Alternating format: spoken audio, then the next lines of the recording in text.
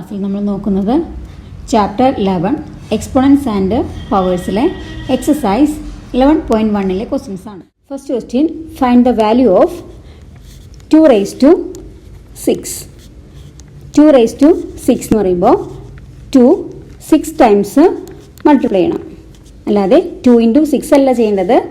2 എത്ര times multiply ചെയ്യണം? ഈ പവർ എത്രയാണോ അത്രയും ടൈംസ് മൾട്ടിപ്ലൈ ചെയ്യണം. ഇപ്പോൾ ഇവിടെ നമുക്ക് 6 ആണ്, അതുകൊണ്ട് 6 ടൈംസ് എഴുതുക. ഇനി ഇത് തമ്മിൽ മൾട്ടിപ്ലൈ ചെയ്യുക. 2 into 2 4, 4 into 2 8, 8 into 2 16, 6 into 2 32, 32 plus 2 64. അപ്പോൾ ആൻസർ എത്ര കിട്ടും? 64.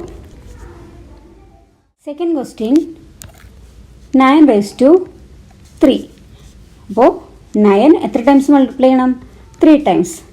9 into 9 into 9. 9 3 ടൈംസ്, കാരണം പവർ എത്രയാണ്? 3 ആണ്. അപ്പോൾ 9 3 ടൈംസ് മൾട്ടിപ്ലൈ ചെയ്യാം. അപ്പോൾ 9 into 9 81. 81 into 9 729. അപ്പോൾ 9 into 9 81. ഈ 81-ൻ്റെ ഒപ്പം വീണ്ടുമുള്ള ഈ 9 മൾട്ടിപ്ലൈ ചെയ്തു. 1 into 9 9, 8 into 9 72. ഇനി തേർഡ് ക്വസ്റ്റ്യൻ, 11 സ്ക്വയർ.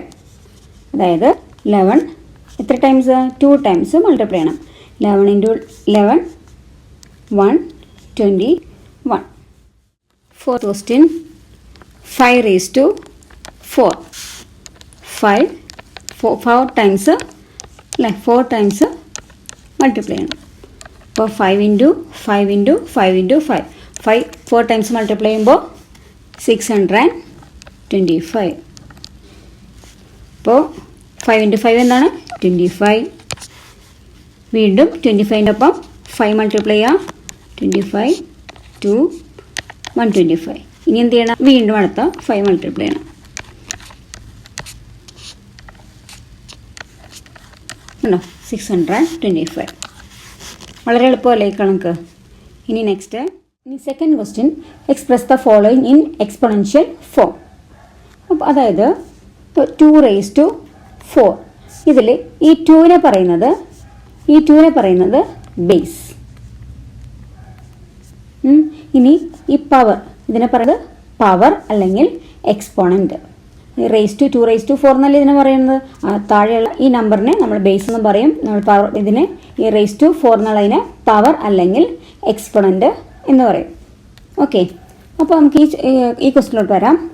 അപ്പോൾ അതിൽ first question, 6 into 6 into 6 into 6. 6 എത്ര ടൈംസാണ് മൾട്ടിപ്ലൈ ചെയ്തിരിക്കുന്നത്? 6 4 ടൈംസാണ് മൾട്ടിപ്ലൈ ചെയ്തേക്കുന്നത് അല്ലേ? അപ്പോൾ ആൻസർ 6 raised to 4. എങ്ങനെയാണ് വന്നത്? ഇതിൽ 6 ആണ്. 6 എത്ര ടൈംസ് മൾട്ടിപ്ലൈ ചെയ്യുന്നുണ്ട്? 1 2 3 4 ടൈംസ്. അപ്പോൾ 6 raised to 4 എന്ന് വരും. ഇനി second question, t into t. അതായത് t എത്ര ടൈംസ് മൾട്ടിപ്ലൈ ചെയ്തിട്ടുണ്ട്? 1 2. അപ്പോൾ t raised to 2 എന്ന് വരും. ഓക്കെ, ഇതിനെയാണ് എക്സ്പോണൻഷ്യൽ ഫോം എന്ന് പറഞ്ഞത്. ഇനി തേർഡ് ക്വസ്റ്റ്യൻ എന്താ? b into b into b into b. b എത്ര ടൈംസ് മൾട്ടിപ്ലൈ ചെയ്തിട്ടുണ്ട്? 4 times. So answer is b raised to 4. ഇനി ഫോർത്ത് ക്വസ്റ്റ്യൻ എന്താണ്? 5 into 5 into 7 into 7 into 7.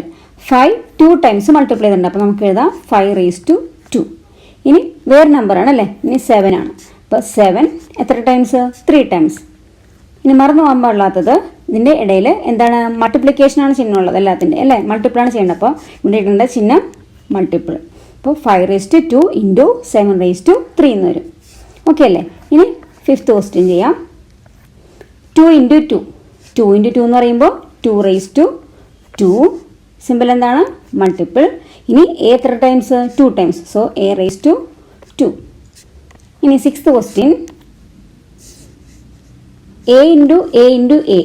a എത്ര ടൈംസ് മൾട്ടിപ്ലൈ ചെയ്തിട്ടുണ്ട്? a raised to 3 into c എത്ര ടൈംസാ? 1 2 3 4. c 4 times.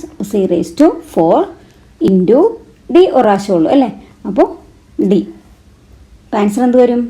a raised to 3 into c raised to 4 into d. Third question നമുക്ക് next ക്ലാസ്സിൽ ചെയ്യാം.